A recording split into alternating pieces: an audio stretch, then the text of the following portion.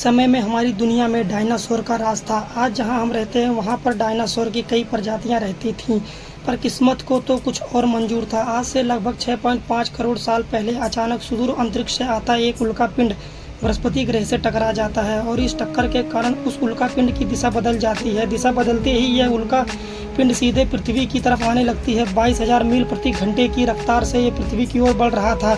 उल्कापिंड जब पृथ्वी के वायुमंडल में प्रवेश करता है तो मंडल के घर्षण के कारण यह एक बहुत बड़ा आग का गोला बन जाता है।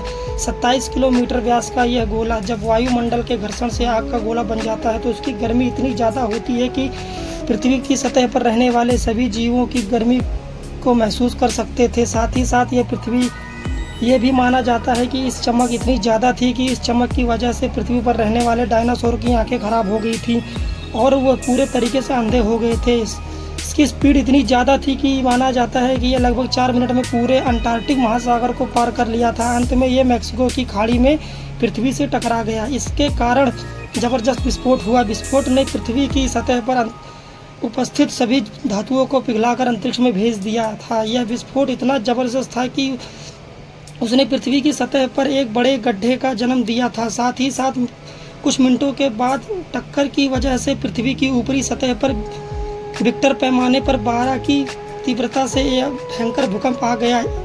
इस उल्कापिंड के टकराने से पृथ्वी पर चारों तरफ रेडिएशन ही रेडिएशन फैल गया और इसके रेडिएशन 900 किलोमीटर के दायरे में आने वाले सभी जीव जंतु मर गए। साथ ही साथ भयंकर ज्वालामुखी तीव्रता से आए इस भूकंप ने सक्रिय ज्वालामुखी में बदल दिया। धरती पर एक बार फिर से ज्वालामुखी फटने लगे और इस टक्कर के कारण आए भूकंप ने बड़ी बड़ी सुनामियों को जन्म दिया। समुद्र की लहरें विशाल आकार लेते हुए दानव की तरह पृथ्वी की सतह की ओर बढ़ने लगी। रास्ते में आने वाले हर चीज़ को निगलते हुए उन्हें हमेशा के लिए ख़त्म कर दिया। विस्फोट के कारण धूल का एक बहुत बड़ा गुब्बार बना 800 किलोमीटर प्रति घंटे की रफ्तार से बढ़ते हुए इन सभी मासूम जानवरों की जान लेने लगा। साथ ही साथ जब टक्कर से पृथ्वी के ऊपर का क्रस्ट टूटकर बिखर गया तो बिखरा हुआ क्रस्ट पृथ्वी के गुरुत्वाकर्षण के कारण एक बार फिर से पृथ्वी की सतह पर वापस लौटने लगा। इस समय वापस लौटते यह क्रस्ट आग के एक बड़े बड़े गोलों की तरह नीचे बरसने लगा और इसके संपर्क में आने वाली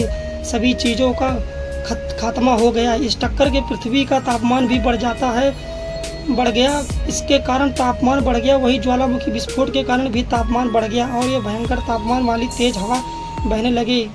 इनका तापमान 150 डिग्री सेल्सियस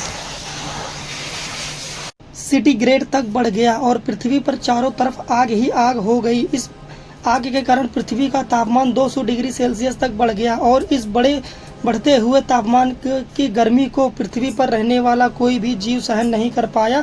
इस तरह से पृथ्वी पर जल थल नभ में रहने वाले डायनासोर की प्रजातियां पूरी तरह से खत्म हो गई। भले ही पृथ्वी पर कुछ सालों पहले जीवन ने जन्म लिया था, लेकिन आकाश से आने वाली एक आफत ने लगभग सभी प्रजातियों को खत्म कर दिया। महाविनाश के कारण पृथ्वी पर उपस्थित सभी प्रजातियों में से लगभग 75% प्रजाति हमेशा के लिए खत्म हो गई। साथ ही साथ पेड़ पौधे की अधिकतर प्रजातियां लगभग इस महाविनाश में खत्म हो गईं और जो महाविनाश का जीव बचे हुए थे वो खाने की कमी के कारण मर गए। इस महाविनाश में सिर्फ वही जीव बच पाए जिनका वजन 2500 किलोग्राम से कम था। लेकिन इस महाविनाश ने ही पृथ्वी पर एक नए प्रकार की प्रजाति को जन्म दिया। वो प्रजाति थी मैमल्स। इनमें मैमल्स का विकास तो डायनासोर के समय में ही हो गया था, लेकिन इस महाप्रलय में केवल यही प्रजाति जीवित बच पाई। इनका आकार 6 इंच के आसपास था और इसे पृथ्वी पर लगभग सभी प्रकार की सभी खाने की चीज़ों इस महाविनाश में नष्ट हो गई थी। जिसके बाद उन्होंने हर तरीके से जो कुछ भी मिला उसे खाना शुरू कर दिया। पृथ्वी पर एक बार फिर से फलने फूलने लगी और पृथ्वी पर एक बार फिर से पेड़ पौधों का विकास होने लगा। पेड़ पौधों के विकास से पर्याप्त मात्रा में खाने की उपस्थिति के बाद जीवन में आनुवंशिक परिवर्तन होने लगे और यह मैमल्स लगातार होते आनुवंशिक परिवर्तन के बाद प्राइम जैसी कुछ प्रजातियों में बदल गए। ये प्रजाति अधिकतर पेड़ पे ही रहते थे और हमेशा चढ़ते उतरते के कारण प्रजातियों को सीधे धीरे धीरे उप परिवर्तन होने लगा, जिसके कारण इनकी पूंछ छोटी होने लगी और हाथ लंबे होने लगे। इस तरह से लाखों सालों की प्रक्रिया से गुजरने के बाद हमारे पहले पूर्वज यानी एप्स का जन्म हुआ। आज से 3 करोड़ साल पहले जब पृथ्वी पर ग्लोबल कॉलिंग्स जैसे इफेक्ट बढ़ने लगा तो पेड़ खत्म होने लगे और घास के बड़े बड़े मैदान बनने लगे। घास के बड़े बड़े मैदानों के कारण घास के मैदान में रहने वाले जंगली जीव जैसे शेर, चीता विकसित हुए। हमारे पूर्वज अफ्रीका की जंगलों में रहते थे, लेकिन ये लगभग आज से 50 लाख साल पहले पृथ्वी के टेट्रोटिना प्लेट में परिवर्तन के कारण यहाँ एक नई पर्वत श्रृंखला का जन्म हुआ। इस पर्वत श्रृंखला के कारण यहाँ पर मानसून पूरे तरीके से ख़त्म हो गया, जिसके कारण यहाँ पर बारिश में बहुत ज़्यादा कमी आने लगी और बारिश में कमी आने के कारण यहाँ अधिकतर पेड़ पौधे सूख गए और ये इलाका धीरे धीरे रेगिस्तान में बदल गया। ऐसे में खाने की कमी होने के कारण यहाँ से धीरे धीरे हमारे पूर्वज पूरी दुनिया में फैलने लगे। हर जगह की अलग अलग जलवायु के कारण इनमें अलग अलग परिवर्तन होने लगे।